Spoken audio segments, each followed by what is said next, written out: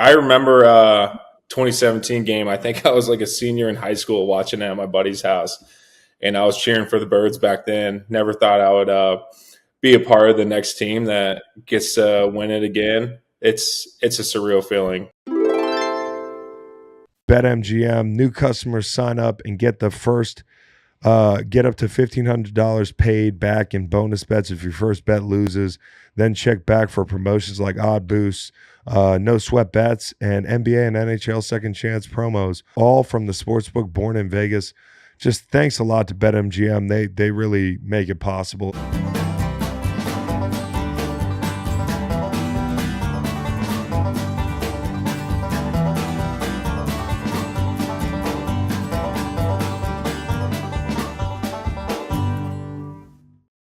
Jurgie, what's up, champ?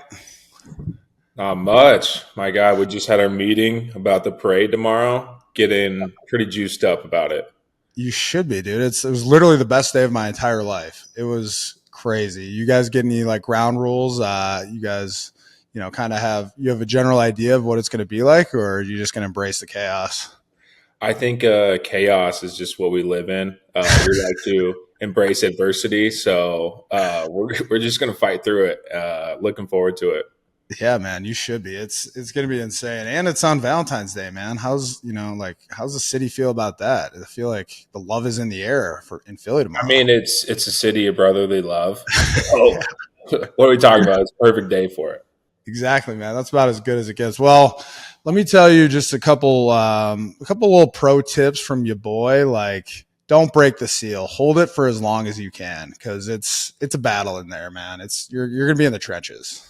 Yeah, I already got in contact with our rookie, and I told him, hey, I don't know what the bathroom situation is, but just in case, you better go get us some jugs and have it on the bus for us. Or like, on the sidelines, how they have the blue tent, they got the little cups. Like, maybe steal some of those from the trainers, man. I'm just saying, it's a battle. But we'll get to the parade more in a little bit, dude. I just want to ask, like, how do you feel? You feel like, does it feel surreal? What's the general feeling around Philly for the team? I mean, it feels pretty crazy. It's hard to put into words, like I feel like I kind of know what it means to me and what it means to the team and that, but I don't think it's ever really going to set in until we get to this parade and see what it means to the people of the city and the fans. And I mean, it's a life-changing moment for us, but I mean, it's crazy to understand and wrap our heads around that, like, this isn't just about us. This is so much bigger than the team. Like, this is a life-changing moment for this city, and it's going to show out tomorrow. Yeah, it's an awesome feeling, man. I wish Chris and I were talking, like, if there is like a drug that you could like just take in a pill form and it would just bring me back to the Super Bowl parade in 2018, I would take it every day, man. So enjoy it. Enjoy it with your boys, with your coaches, and with the rest of the city, man, because it's truly a special time. I want to talk a little bit about the game. How much of a blur was the game for you? Because I barely remember the game itself, that we won. Even like directly after it, I was talking with the guys, in the locker room after. It's like, man, I totally forgot that happened. Was the game just like a blur for you, or do you remember it pretty vividly? I remember quite a bit, but the main thing I remember, like, we went into the game and Lane, he's been a part of 3 now, and he's just like, guys, emotions are going to be going crazy. Everybody needs to stay right here. And so I just remember going up and down the sideline in the huddle. Like, at this point, we're blowing them out, but we just kept going, stay right here, stay right here, stay right here. Tough to do, man. Yeah. we all start looking at each other. It's like, all right, it's 34-0. Let's bring it here. Yeah, we can let the emotions ramp up a little bit. But like, even Jalen, you're a very even keeled guy, but so is Jalen. Like, was Jalen emotional at all during the game, or was he pretty steady? He was steady. He was steady. He was down there a little bit. Not any extra juice out of Jalen in the huddle. Like, I remember because Chris was joking after the NFC Championship. You remember I saw you in the locker room. We said what's up to Jalen, and Chris asked him, he's like, yeah, good luck, or like something like that. And Jalen just goes, it was already written. Like, how cold of a line is that? He had that one ready to go. So I guess it was already written for you guys, man. Like, Jalen knew. I want to know when he got to Disney World or Disneyland, whichever one, he was riding that roller coaster. Did he crack a smile? Did the camera get a picture of him smiling? Yeah, how you go to the cameras afterwards? It's just Jalen, straight face. I just think it's going to be like, yeah. Just stone cold. Exactly. All right, talking a little bit about the game itself. You mentioned that you guys got a little stoked going up to 34-0. Can't say I blame you for that one, man. But the first score of the game is pretty fitting that it was a tush push. This is my question for you, Jurgy. As a center, you ran a fuck ton of tush pushes this past season. Do you actually like running the tush push? So I feel like a lot of people in the media call it tush push. Some people call it quarterback sneak. We have a different name for it. I personally like to call it pain. Yeah. So That's what the nose guards call it too, man. yeah, I mean it sucks, but the thing that gets you through is like it sucks a lot more for the defense. So Yeah. they know they can stop it. I don't even know how do you stop it. Like I saw Chris Jones literally get down into like yeah, that was the first. I've never seen somebody do that, and he was like sideways on it. Yeah. I'm like, buddy, you're going to go for a ride here. I don't know if you want to get positioned like that. And he went for a ride. Yeah, I mean, I'll have to go back and break down that tape because that was something I've never seen before. But the sky view of it is the best look. Just a wave. I've been watching the sky view in the facility every time it goes on, and it's just it's insane. You just see him sideways there, and then get picked up and push through like you're just pushing a sled.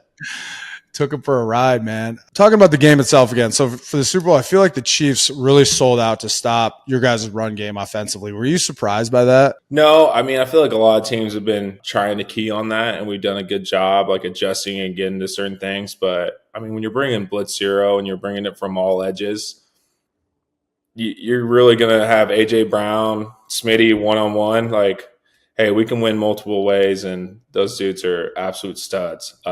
So good luck. I mean, it's kind of fighting fire, and you're going to get burnt no matter what. Yeah, I mean, you guys have so many playmakers on offense. It's part of the reason you're fucking Super Bowl champions, man. But let me run you through a little scenario. 1st and 10 from the plus 46. There's 2 minutes and 47 seconds left in the third quarter, and Jalen throws an absolute beauty to Smitty. It takes you guys up 34-0. Like, did you guys have that? Did you talk about that play at halftime? Did you have it circled on the call sheet? Were you just as surprised as everybody else with that absolute fucking dot from Jalen? Like, I think you mentioned that that's when your emotions were the highest, but the play itself, like, were you surprised by that ball there? Yeah, I thought we were running the ball out of half. I was like, I think that was first play. Like, all right, let's get a good run. Let's start pounding the rock and let's just make them quit. And then all of a sudden they call that play. And I'm like, all right, bombs, let's go. And then right when he released it, saw the ball in the air. I'm like, yeah, that's touchdown. I'm I'm just gonna give Jalen a good fist bump, walk straight off to the side. Celebrate with your boys a little bit though, man. 34-0. I mean, God, that's such a good feeling, dude. Because when we played our Super Bowl, I was on defense, obviously. I didn't think that we were going to win that game, man, because we couldn't not stop Brady. We could not stop the Patriots offense. So the whole time I'm on the sideline watching our offense fucking ball. And I'm just thinking, we're about to be the most hated defense in the history of Philly sports because we cannot get a stop. Now, thankfully, we got one stop. Shout out to BG. And we ended up winning that game. But little different scenario for you guys, like 34-0. Like you don't want to count your, chickens before they hatch or whatever the saying is, but like 34-0 has got to be a fucking great feeling. Yeah. I remember 2017 game. I think I was like a senior in high school watching it at my buddy's house, and I was cheering for the Birds back then. Never thought I would be a part of the next team that gets to win it again. It's a surreal feeling. But yeah, going out there and every score, we just kept going. I'm like, this defense, they're putting on the best performance I have ever seen. I mean, Vic Fangio masterclass. He's just dialing everything up. I don't even think they blitzed. No, which is impressive, man. And that's kind of what I want to talk about too, is like the young edge rushers for the Birds really stepped up. Everyone was rushing so well. Like, you saw Sweaty J had 2 sacks, Milton Williams 2 sacks. Those guys are both free agents, but the young guys like Hunt, Nolan Smith played really well. You've been going against those guys in practice all season. Like, were you surprised to see how well they rushed in such a critical moment? I mean, I knew they could. I mean, those guys are absolute studs, but to really get to Pat Mahomes and get, make him look like not Pat Mahomes, and Right. what they're able to do against that O line. I mean, that's a historic game for them guys. It was crazy. I think going into like the end of the third quarter, they were like 0-9 on third and fourth downs, and having made it into the red zone, I'm like, this is crazy. As a rusher, that's the best. Not that I was a rusher, but it's just you could see those guys had their ears pinned back, man, and like just the energy that the D line, the front seven defensively showed was really impressive. I want to talk a little bit about the 2024 season itself. I feel like, you're a Pro Bowler. Congrats on that. That's a huge accomplishment. My question is this, like obviously big shoes to fill with Kelsey retiring. How much of a role model was he for you? And my second part of this question is like, did you feel the ghost of Jason Kelsey in the O-line meeting room all season? Yeah, I mean, shout out Kelsey. He's such a great role model and a part of that legacy that, Stout went in there and started building the culture. And I mean, he's one of the main keys to getting that room to where it was. And, when you step into that room, you just feel something a little different. The standard is so high, and you either rise to the occasion, and you fill that role and you join into the O-line room and you completely buy in, or you kind of get chewed up and spit out. And that's kind of how we like to live. And we have so much fun there.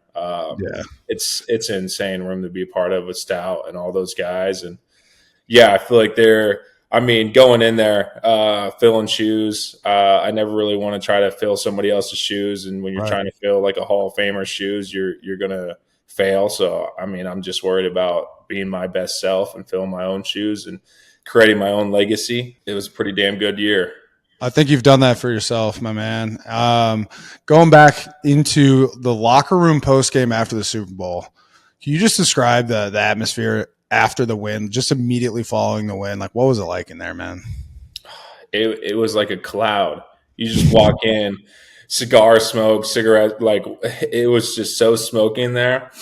And I still just catch a whiff of just the cigar smoke in my nostrils. I don't know how it's still following me. I think it's just imprinted on me. And like unloading, getting rid of trying to do laundry and get some of my stuff unpacked. I'm like, everything smells like smoke. I kind of like it because it kind of brings me back into that feeling. But I mean, first of all, I was absolutely gassed. Body was dying after that game. And then I look over and Landon's got like a beer in one hand, Ivy in the other. I saw that, dude. He was rolling around the locker with a beard and Ivy. That's so good. Yeah. That's so funny. Did you guys, you don't need to get too far into this, but nobody missed the team charter on the way back? Like, you guys stay out all night, or did you just kind of roll back to the hotel after the locker room celebrations? Yeah, I mean, it was a long night of having fun with the boys. It's about as good as it gets, man. Celebrating after a Super Bowl. Nobody missed, but I'll tell you what, we're a half hour late leaving the hotel because a couple guys were showing up a little late. They earned it, man.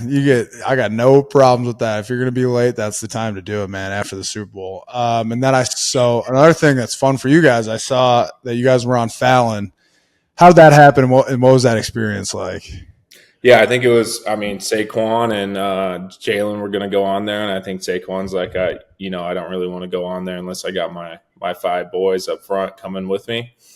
And he asked us to go. He's like, what are you doing tomorrow night? I'm like, I don't know. Whatever you tell me to do, sir. And so he's like, we're going to Jimmy Fallon. I'm like, perfect, let's do it. And us five get there. Immediately, we're like, all right, we are out of our element. This is not us. What are we doing on TV? And then producer walks in. And she's just like, all right, all we need you guys to do is go on stage and you just need a shotgun of beer. I'm like, oh, perfect. Back in my element. I can do that. That's who won the shotgun? I don't know. I'd probably have to go back, but I think Landon, just from the circumstances, he had to chug a beer while also getting beer sprayed in his eyes. I'm trying to chug this thing, and I just hear Landon go, "Oh my!" We got to go review the tape on that one and give out a winner. Man, that's the best thing about the Super Bowl, man. It's just honestly just the memories you share with those guys, like obviously the game itself, but like the celebrations afterwards, and getting dragged onto the late night show with Jimmy Fallon, like with Saquon Barkley. What a treat. Mm-hmm. Probably never expected to do that in your life. So a fun bucket list item for you. I want to ask you about your beef jerky company, man, because I had the privilege to try some jerky on Radio Row actually over Super Bowl week. You got your name here in Riverside as beef jerky. How did that all get started? How do I get into the meat game? So it got started pretty early for me. It started in NIL in college. I mean, when NIL first rolled out, I initially thought that like we use our name, image, and likeness and create something to like sell to people and to make money off of our name, image, and likeness. And now it kind of morphed into like, hey, I play football, pay me. And so kids just get money. Now it's a little different. I don't really understand the whole realm, but I'm glad I approach it in the way we did. I get to start a business through that. My right guard at the time, Matt Sichterman, he's a computer software engineer, absolute genius. He gets to, help me run this jerky company and my mom. So it's just fun, like staying engaged with everybody and seeing this thing grow. I love it. I grew up deer hunting with my dad and my brother. So every year we're making deer jerky or summer sausage or something or another. So it kind of just fell into place. Everybody called me beef jerky. And so we started making jerky and selling it. And now it's kind of blowing up. We're getting 5 flavors. Do you know what flavor you tried? Maybe teriyaki. Yeah, teriyaki. Yeah, mango habanero is my favorite. We got a cracked pepper, hot honey, and an original. Nice. That's awesome, man. I want a meat company. I'm going to make a butter company. We can pair up, a little beef jerky, a little homegrown butter. I think there's a good synergy there, man. That's perfect. Yeah. So you're gonna catch me at this parade throwing out some jerky to the fans.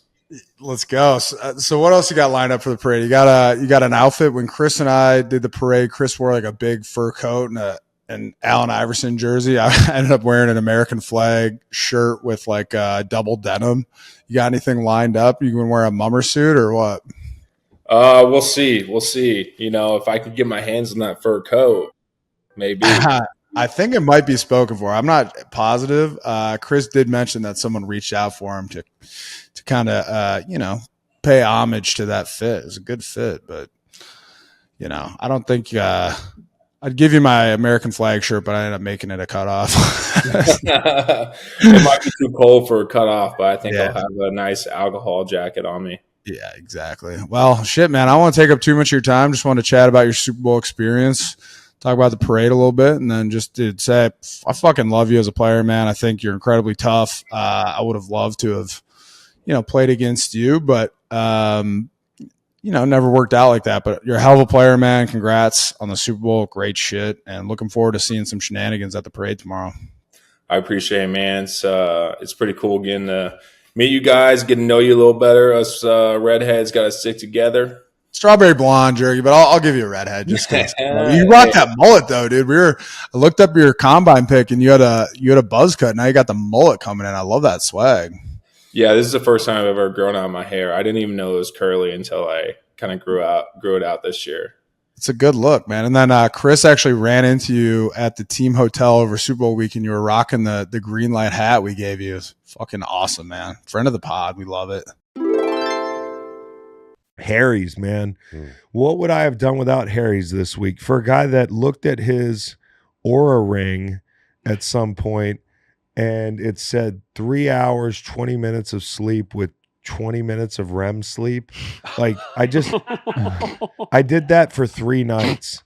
So to wake up and get some of that face, that eye cream, man, like eye cooling stick. Oh, the eye cooling stick is unbelievable. I felt better immediately and I didn't look like shit.